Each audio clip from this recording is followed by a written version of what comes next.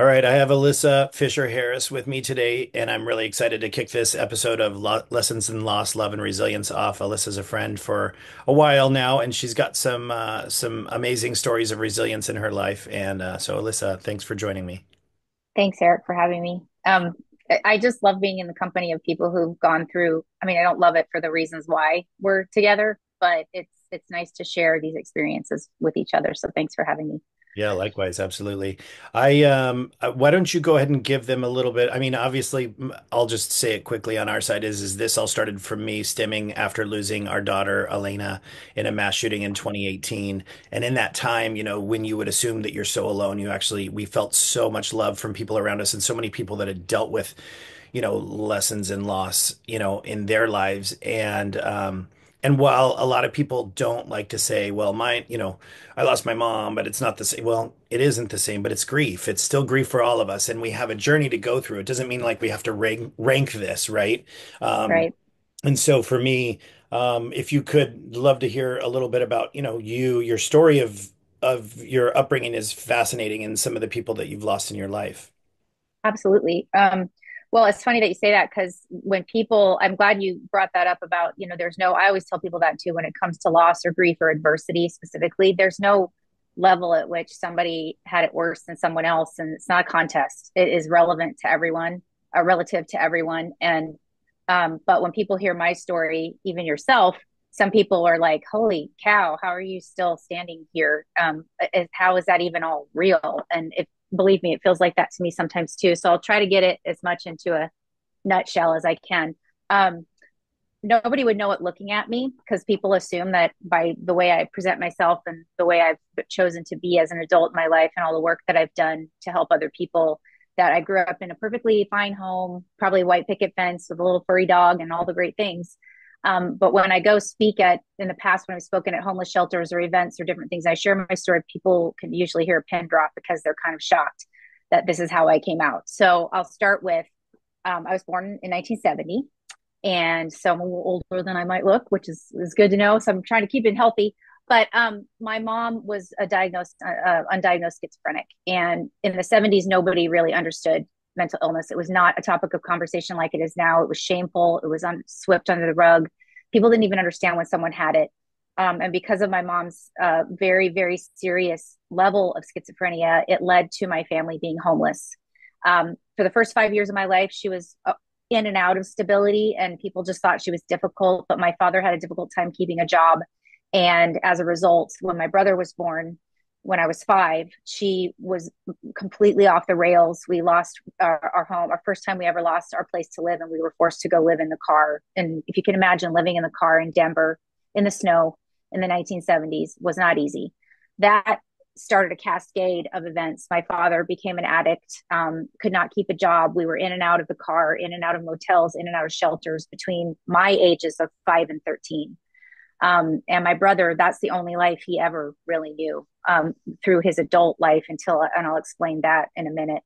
I was lucky enough to leave at 13 when we finally migrated out to California. We'd been out in Santa Rosa, California for living in a motel for the car most of the time. And then we were able to get into a motel.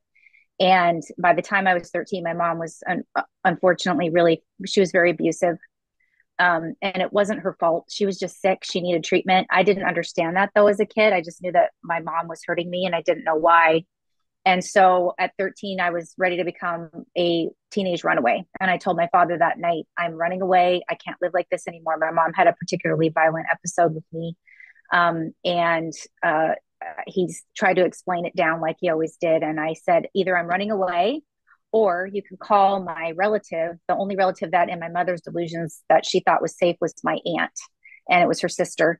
And I had no idea geographically how close my aunt was to me. And we were in Santa Rosa, and my aunt was 2.5 hours north from us. I knew she lived in California, but I had no idea where.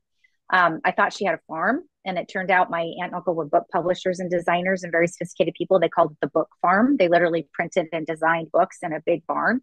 But I thought, I'll milk cows or feed chickens to pay for myself or whatever, but I can't live like this anymore.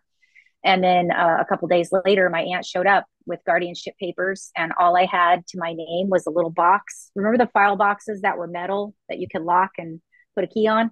That's all I had, and the clothes on my back, and maybe a few other little things. And my aunt took me, and I left my family, which was both a relief, but also incredibly painful because they're the only family that obviously that I knew. Um, I experienced tremendous guilt my whole life leaving my little brother because he was only 9. And I remember watching them in the rearview mirror when I was leaving, and I was watching them, as we drove away. And my mom was kind of spaced out and not paying much attention, and my brother was crying, and I was crying. And I felt this duality of a catharsis of being let go, and at the same time feeling horrendously guilty, which I carried my whole life because my family continued to live that way for many, many years after I left. I put myself through high school. I put myself through college. I mean, my aunt and uncle took care of me in high school, but I worked.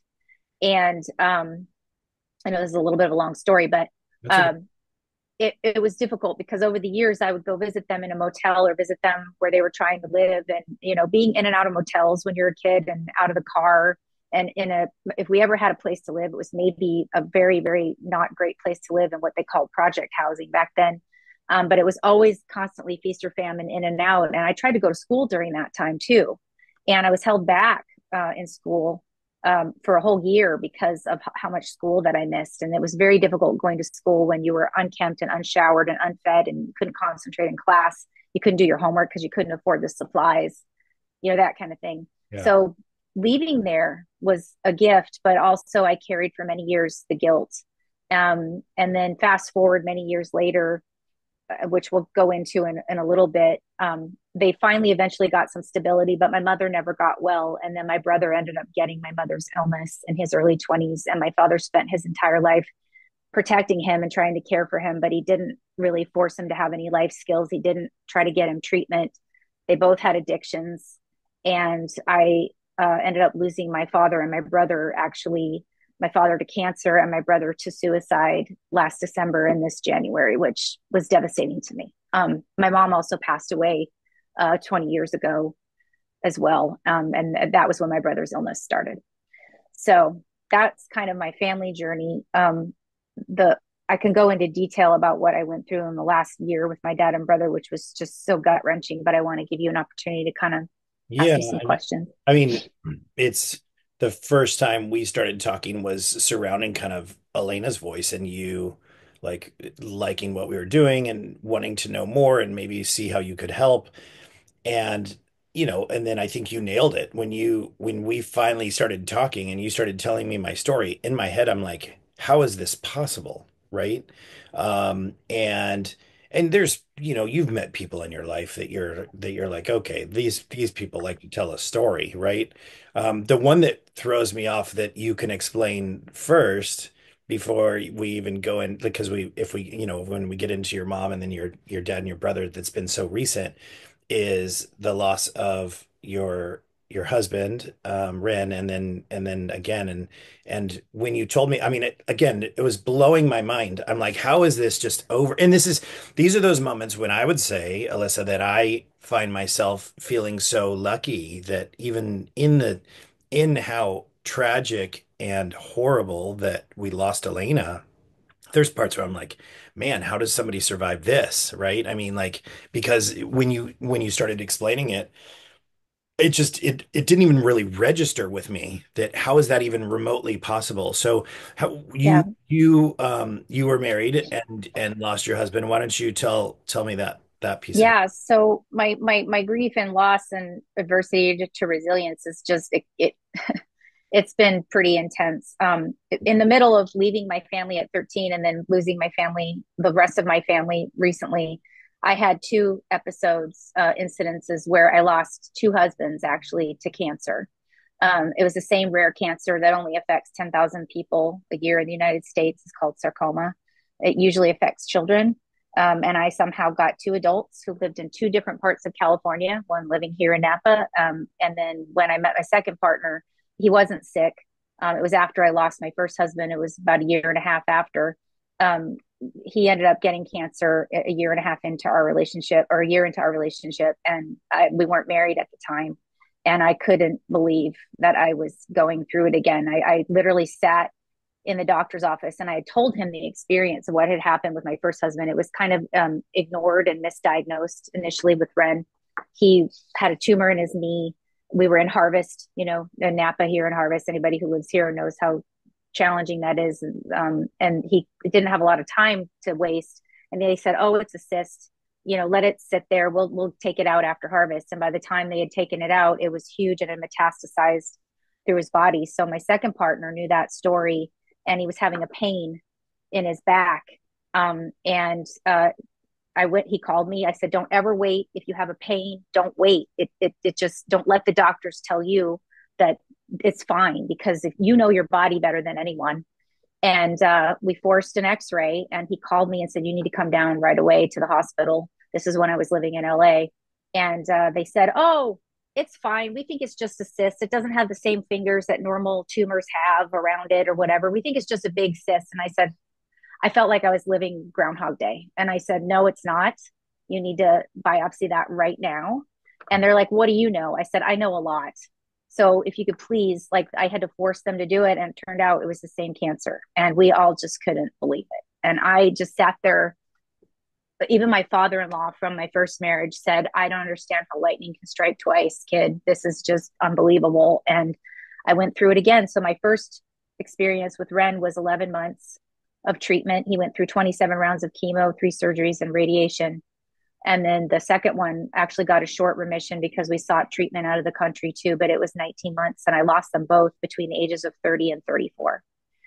And he asked me to marry him before he passed, because he said he wanted to be married to me and wanted to know what it was like to be married. And I didn't want to tell him no, I loved him. I didn't want to say that wasn't okay. So yeah, I went through that too. Yeah. Yeah, it's kind of intense. That's what I mean is the first time I just and what's I it's funny the connections that we have in so many different ways is one of them started like so I finished Pepperdine in 96. I started like 2 days after I graduated at the Yountville grocery store, and by 98, I think I was like, okay, like we have to have better wine. I mean, this is Yountville. There's all these fancy hotels going up.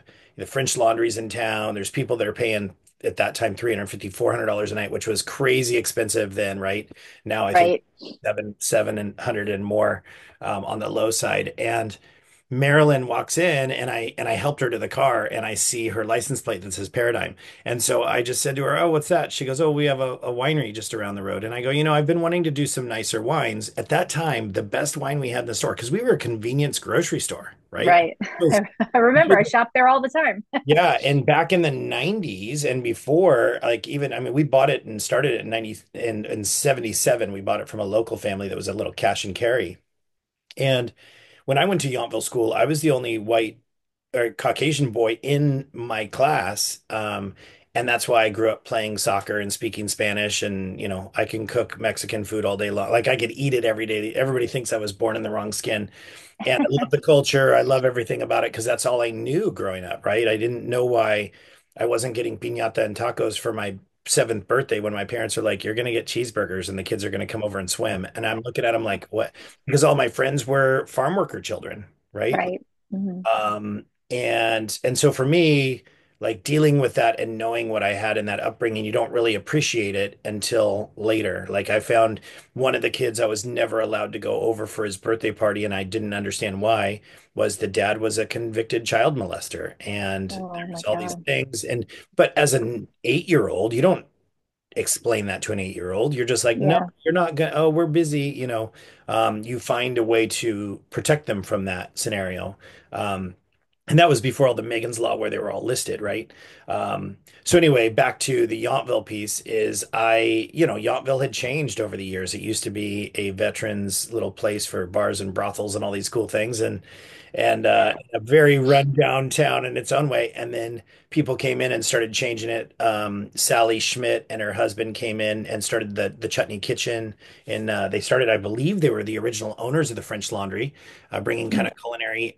Philippe Gentil came into Domaine Chandon and was running Hmm. Domaine with an amazing level of culinary there. And so I was like, gosh, we probably should have some nicer wines. People are spending a lot of money. They're here. Why not? And so I looked at Marilyn and I go, well, would you be interested in bringing your wine in? And I remember her, she was so kind. She turns and she's like, well, we don't usually go into grocery stores, but you are the only store in Yountville, so we could try it. Yeah, And gosh, I think we sold like 25 cases of that year because it was the only good wine I had in the store. that's And it was, incredible. $48 a bottle made by Heidi Barrett. I mean, it was so Right. underpriced. I kept telling Marilyn, I go, why is this? And she's like, oh, because the longtime family owners, the Palooza family that have been in the valley forever. So, but it's just so sweet. And then I kept growing it, and now I've got everything, but I've kept Paradigm from the beginning. I love to tell everybody it is the best value wine, and then they look at me and they're like, because I think it's, I don't know, 90 to 5, It's still under $100. That's still my under 100 bucks. father-in-law's goal is never to have it over that. So, And the funny but part, I'll say the best value wine, and they look at me and go like, it's $95. I'm like, oh yeah, this should be twice this. If you were every other winery in the valley based on who it is, what they do, how they make it, and everything else. So anyway, long story short, just super, super funny of how that happened. So then to find out like that you were related, and then secondarily, I was at an event with a fraternity brother from college. And just recently, when we got connected again for like the third time, you and I, uh, yeah. so we started talking about Street Child United and supporting it for my soccer team and doing a cause kit. And then Scott Remus says, well, do you know Elissa Fisher Harris? I'm like, yeah. Like we've talked about Elena's voice.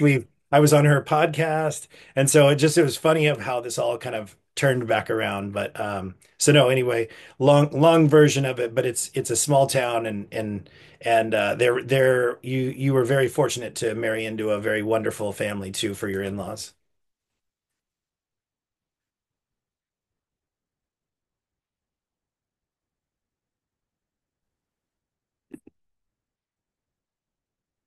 All right, we had a quick pause based on probably my Wi-Fi at the house because I live in the country. Um, anyway, Elisa, great. Did I lose you again? You recorded it. All right, we're back after a small technical difficulty of a power outage. Alyssa apparently did not pay her electrical bill this month, or the whole building shut down, whatever's going on. But No, I'm looking at the whole block. It's all out.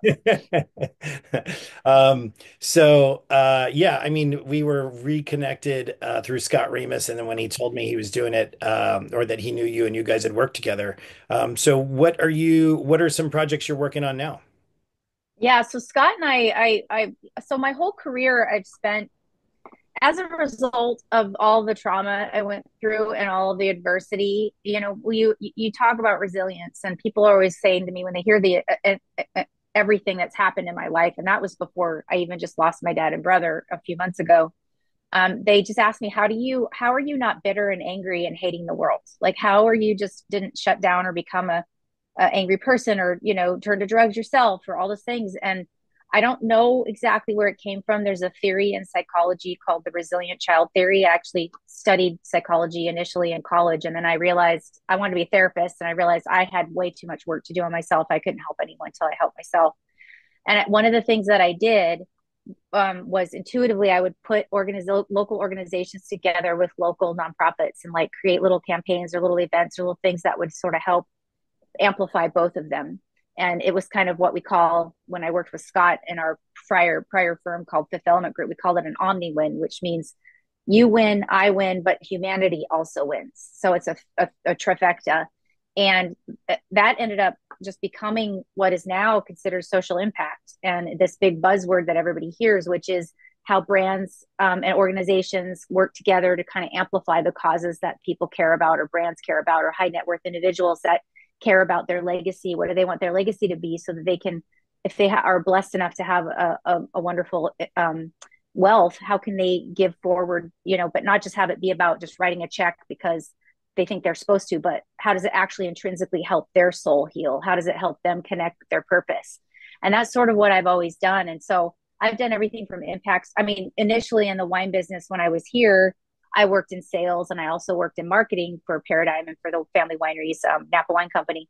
But I always was thinking about ways I could amplify impact. How could we create our good in the world? So, for an example, in my 20s, back in the day when you had to put a stamp on an envelope and write an actual letter. I wrote a letter to Yvonne Chenard, who owns Patagonia Clothing Company, or used to own it.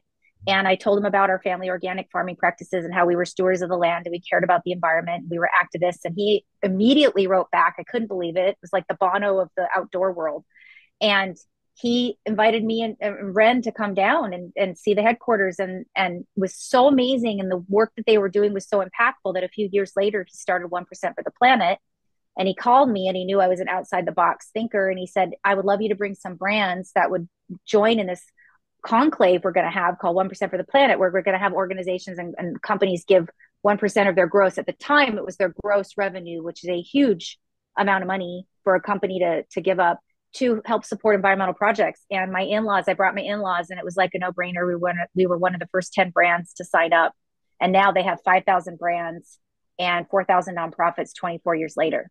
So being an impact strategist, I've worked inside companies doing cause marketing and that kind of thing. I've also worked outside companies as a consultant, which I am now. I'm a consultant. And I also do fundraising and development strategy and strategic business partnership strategy, which is a lot of what we did at Fifth Element. And we were all over the world. I mean, we worked with Nobel Peace Prize Forum. We did a giant environmental organization meeting there with Al Gore and the original people who wrote the climate report. That was amazing. We did stuff with the United Nations. We've done stuff with a lot of nonprofits and for-profit companies. And I myself had my own podcast called The World on Purpose, where I interviewed a bunch of, what I call the change-making heroes who are living, doing something for the greater good, with their company or with their wealth.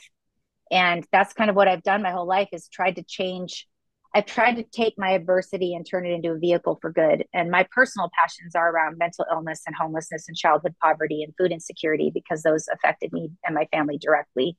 But I've been involved with everything from gender equity and climate and all of that. Yeah, no, that's awesome. And it was funny. I was telling somebody the story the other day when we sat down and when we realized that we were going to start Elena's voice, it was like, we got to do a mission and a vision. And you know how it is whenever you're doing like statement, vision statement. And sometimes that's an all day project and it just never comes out well and blah, blah, blah. Mm-hmm. It was like Elena was in the room. I said that to Hannah the other day and we both kind of smiled I mean, it literally, Hannah turns and she goes, there's something I've always loved about Gandhi's quote, and she goes, and I won't get it right, but be the change in the world that you want to see, right? Yep, So exactly. be that leader that you want to see the change with, and we had always talked about kind of the positivity piece, and so it was like it just became be the positive change was the vision, and then the mission it was to inspire hope and kindness through music, education, and mental health initiatives, Mm-hmm. and it's like okay, I think we were at the table for 20 minutes and we all walked away. It was like, this is awesome. This is exactly what we want. And it was like, not like we brainstormed a little bit and then it was like, yeah, this is it, and now we're doing, like bridge therapy, some things that are trying to help people and that we're now trying for victims. Well, we've been doing victims of violence to get them therapy. Now we're trying to Mm-hmm. violent offenders.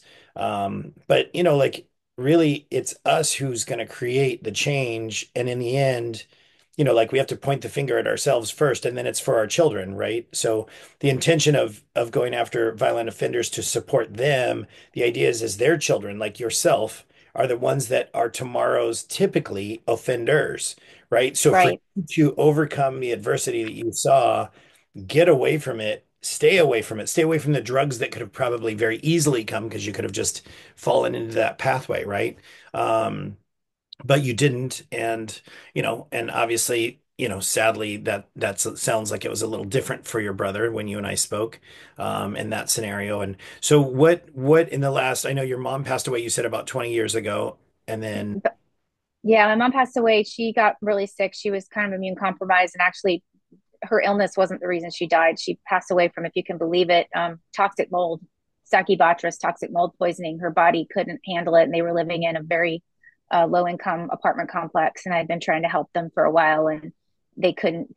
When you're in the poverty cycle and there's mental health involved, mental illness and mental health, it's so hard to get out of it. And the systems have not been set up to help people with mental illness, to help people in poverty.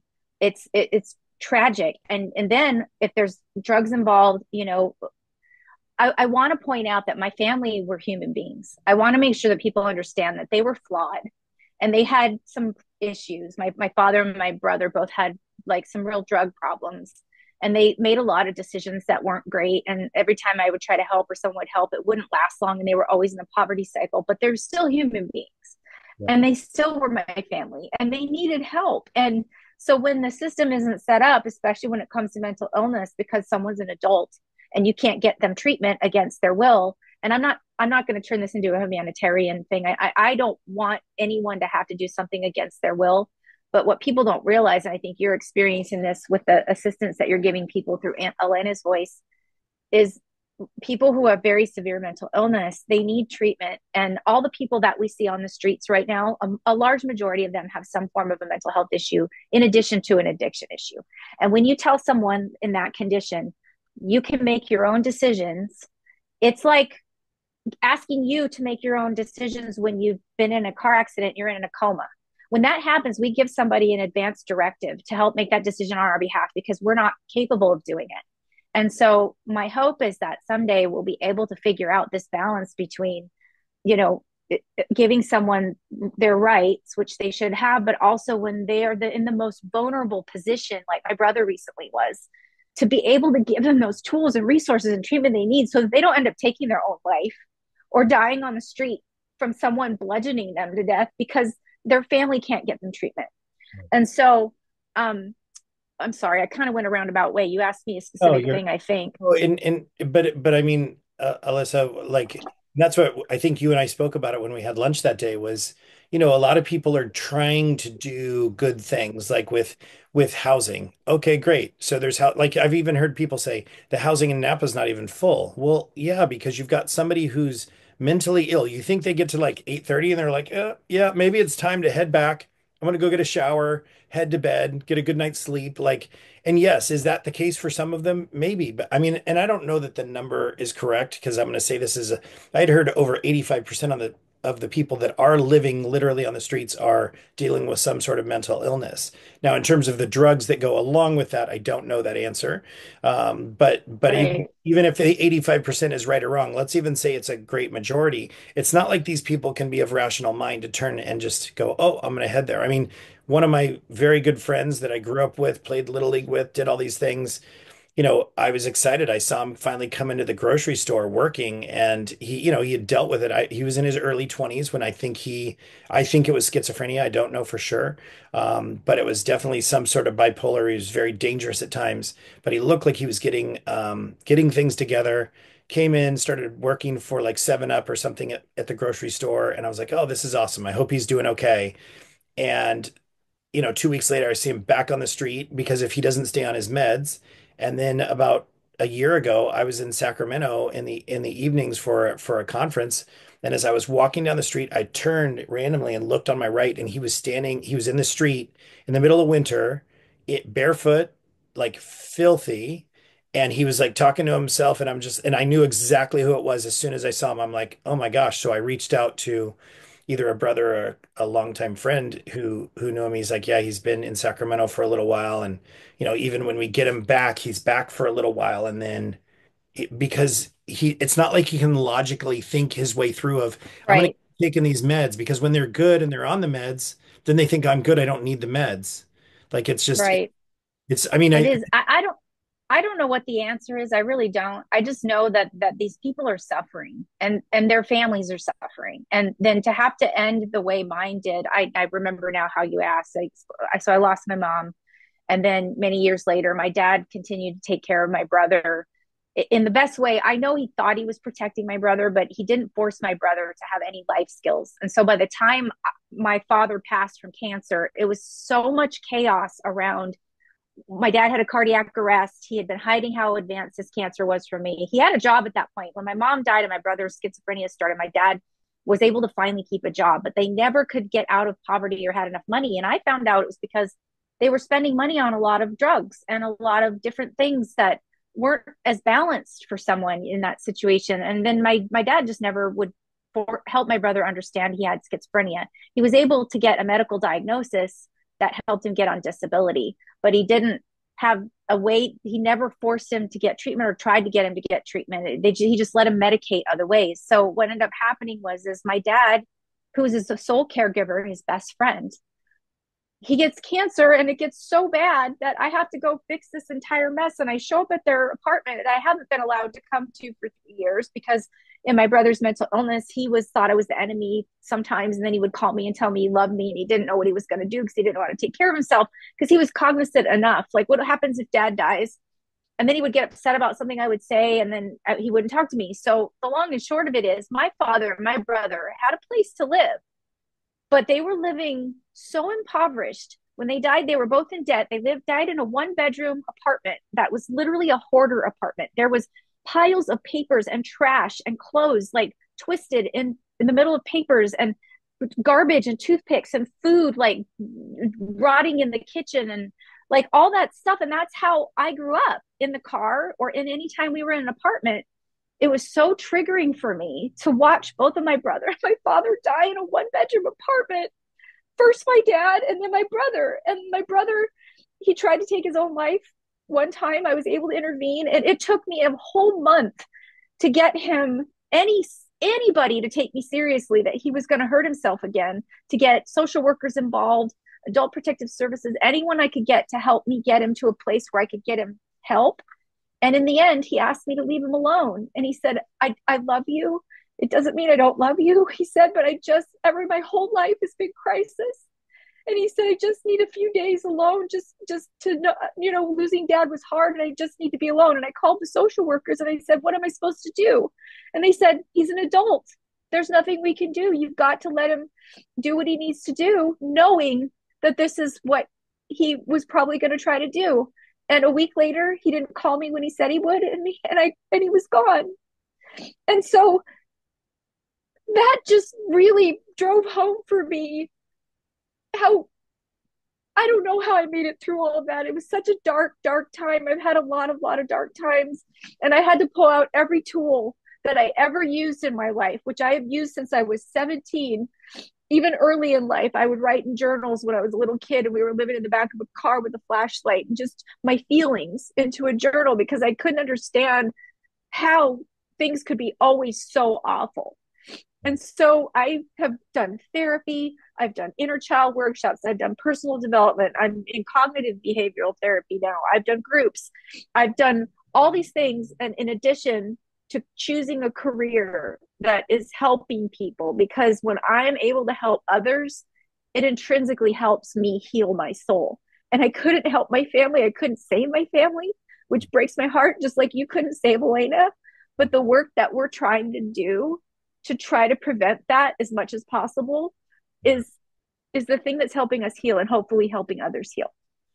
Yeah, I mean, that's exactly how Elena's voice started. I looked at it and I go, if one family doesn't have to go through this pain, it's worth it, right? And you don't really know if that ever does resonate or if that ever does happen. Obviously, we assume that it's made a change in some families that we've already helped, but you just never totally know. And I think I said this to you, and if there's somebody else that's listening dealing with it, is I remember dealing with an employee that was suicidal or seeming of the sort, and I talked to someone close to me that's an expert in the field, and he told me the story of someone that they had had like on suicide watch for 2 weeks. And when the time came, he literally walked up with the specialist next to him, literally just dove headfirst down a flight of concrete stairs and did not put his hands out. And the person helping, the tech, was so distraught. Like it was my watch. I was with him, and the comment was, if they're in such a place psychologically that they don't see their hopelessness is so far gone, they don't see anything other than that as an option. So Right. so Right. you could have been there if he said give him a week. You could have said okay, and then he goes a week and you don't let him go. And then finally the next time he doesn't tell you. He gave you that, I think, in my opinion, out of his love for you, to say I can't do this anymore. And that's my opinion. But at the same time, if you would have been there and you would have saved him again, the next time he just wouldn't have called you, because if he really wanted to do that, he's going to find that source. And I'm not an expert to say it other than what I've learned from, speaking to others in the field and dealing with some things. And because I didn't know what to do. I mean, I had an employee that was sounding this was going to go, and I'm like, I have no idea. Do I call crisis? Do I call this? Right. And so we had to do it. And it's happened quite a few times.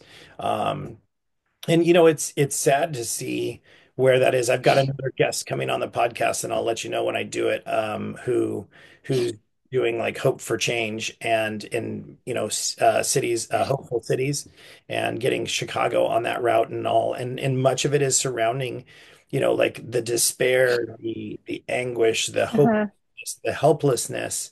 That people feel when they get to that point of suicide, and how to try to give them those resources and help them through it. And sadly, you're 100% right. We don't have the systems in place to help these people. And I don't know that we'll ever fully solve the issue, but if we can start to turn the needle, just a little bit further, if we can just help a few people here and there, all of that starts to create the change that we need to see in our society. Yeah. Yeah, and also, and thank you for sharing that story about your friend. I think you told me that before about the man that threw himself off the stairs. That just is so gutting to hear that. But I think we I think a lot of times when you go through adversity or you go through a loss of some kind, no matter what kind of loss it is, I'm sure you and Hannah did the same thing. Like, we should have been there. We should have been able to do something when realistically you can't a lot of the time. But how you choose to not hold on to that, it takes some work because that kind of stuff can take us down. And believe me, when you've gone through the level of adversity that I've gone through, or even like you said, I've only had this one incident, that is still tragic. It is still dark and painful and horrible. And you go through so many things in your mind about how things could have been different. How could I have done something differently? Is there anything that anyone could have done? And so I think the thing that I've learned in my life, and I've had to work at it. It hasn't always been easy, especially this last time with my brother, because it just gutted me that I couldn't save him. And I wanted to so much to be able to give him a better life, than what he had. But everyone said, you can't want it for someone more than yourself. And so when it comes to healing from loss and grief and all of that, we have to want to be better versions of ourselves. We have to want to be a light in the world and be able to take all of that tragedy or adversity, whether it's one experience or 12, and turn it into something good and try to do something to help. You can't help someone unless they want to be helped, but you can be a beacon and at least give them the information. And if they choose it, that's great. But ultimately, at the end of the day, you are helping yourself because you're not choosing to go down a place that's really dark that could the people who love you don't want you to be hurting too, and that's hard to take in when you're the one that's still left behind Right. Well, you because know you can't get yourself out of it. I mean, that spiral sometimes, and I use the phrase a lot. I say, don't go down the dark road of why, because the why will never change that, right? It's not going to bring yep, Elena back of why we didn't tell her not to go out that night, or why she decided to go out that night, or why she went to Pepperdine. It's like all those things that can just take you down these paths that go nowhere positive. right, don't right, solve they don't solve anything. Yeah, it's funny. There's been like three things recently that have hit, and I think you and I talked about signs back, but there's three things mm-hmm. recently, and in the last like 3 days, stuff has come up about. Part of it was circling around like Christian based, but it was also more just universe based, was about how like after life here, it's all about love and light, right? And how do we Mm-hmm. spread that? And I'd heard that like multiple times, and then Hannah and I went to church yesterday morning, and the priest was talking about how, when you hear, even if whether you're Christian or not, if you look at it and say like, it's not about loving thy neighbor as thyself. It's loving thy neighbor as much as Jesus would love them. Like that means Right, good and the bad. In the good and bad of your brother and your dad of what they chose in their lifestyle and the choices they made, that somebody could go, well, they chose this, right? And Right, look right, and go, but that's not, you don't understand why. You don't like, we don't understand that. And it's not our job to judge that. Our job is to just love them, you know? right, And right, and a big piece of that is the forgiveness piece as well. Like for us, for me, forgiving Elena's shooter and be it's very liberating in that way. But I also, it's also knowing that he was in a very dark place, that was the choice that he had to make in his mind. And does it suck for myself and the other families that lost loved ones that day? Absolutely. right, I would change it any way possible, but that's not real. Um, and so for me, that's the piece that allows it to be more open-minded. The parts to me that are more frustrating are the governmental things, the actions that we just don't want to choose to create the change that we need because we're afraid about the politicians are afraid about their votes. They know that most of America feels that a proper background checks are things just to make things safer. Let's make sure that somebody that's an abusive spouse or someone isn't getting, because I think 40,000 deaths a year are gun deaths based on domestic violence. yeah, Like, I mean, yeah, it's just like, why can we just not make things a little bit simpler? And we don't go down the path of the whole gun violence. I mean, we talk about the gun violence prevention efforts with Rock the Ride and all we do, but not really on our side for Elena's voice. We don't go into the gun laws and all that kind of stuff because in the right. The policy. guns Hmm. aren't the guns aren't killing people. It's the people that these things are the hate and the violence and the anger. Because they don't need a gun. If they want to, they'll fill their car with fertilizer and blow it up in front of the Oklahoma City building. They'll drive a car in Exactly. a public place. Uh, Well, and the latest stats on mental health are 1 in 5 people are having a struggle with some kind of mental health issue, and the level of mental illness and schizophrenia that's happening and psychosis is becoming very big too, just because of everything that's been happening in our world, and people don't have the tools to I mean, they're talking about mental illness and mental health more, but there's still people. There's a shame factor. I don't want to go because I'm embarrassed. I'm ashamed. I can't afford it. I can't find the time. All these things. And so what happens is we have an angry world, and we have all these people who are suffering on some level. And if they're not doing the work to help themselves and to try to see others from a place of compassion, if we don't know what's going on behind someone's closed doors and why somebody, I'm not condoning any violence or any reason why anyone should be able to do anything to someone else. I'm just saying that sometimes if we could try to understand that, some, like you said, that man was having a very dark situation and his actions resulted in the death of others who were completely innocent. If somebody had been able to see him at his lowest and reach out and say, you need some mental health support, and he was able to accept it, could it have been a different situation? Maybe. Who well, knows? But but it maybe have even started if it was just like, hey, are you okay? Like just ask right, versus, like, hey, you need mental, which I know what you're meaning by it, but it's one of those you have to build their trust with them and then go from there. And I think, we've found it frequently with what we're doing for Elena's voices. There's a lot of people that are like, like either much of the older generation believes you only go to therapy if you're, like something's wrong, like and mm-hmm. nobody only only psychos go to, what I mean? Like there's Right. this really There's a huge negative, stigma. yeah, the stigma with it. And then secondarily, as you look at it and go like, well, it's just we can't afford it, or I don't know how Mm-hmm. it's going to do. I mean, I've heard my parents use the phrase of, why do I need to go to a therapist? They're just going to tell me how I'm supposed to feel. I'm like, Yes, I've heard that too. not really how it works, but okay. Mm-hmm. And so it's really getting people to understand that this is not that uncommon, and it's okay to ask for help, and it's okay to not be okay, and that just takes a little time and breaking down those. Yeah. So, And what, especially for people in jobs that are really stressful, like first responders, other kinds of job, military, where it's getting better, luckily, but making it acceptable to know when you're supposed to say, I'm not okay. It's okay to not be okay, you well, know? that's what one of my friends growing up, we were really close, went off and went first Marine Division, saw a lot of crazy stuff in Iraq and Afghanistan and all over in that area, came back and became a deputy sheriff in the Bay Area. and saw some even crazy like stuff that I won't even describe that he ended up seeing and having to see firsthand. And the PTSD of the military stuff started coming out even more, dealing with what they were doing. And, how do you see that? How do you do that? And then go home to your family and act like everything's okay and not have these visions, right? Right.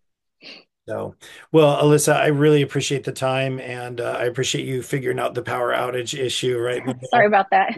That's all good, all good. I thought it was my side, so I'm glad. I'm glad for the first time I was able to technologically hang in there. But I really appreciate the time. And what is so it's a worldonpurpose.com.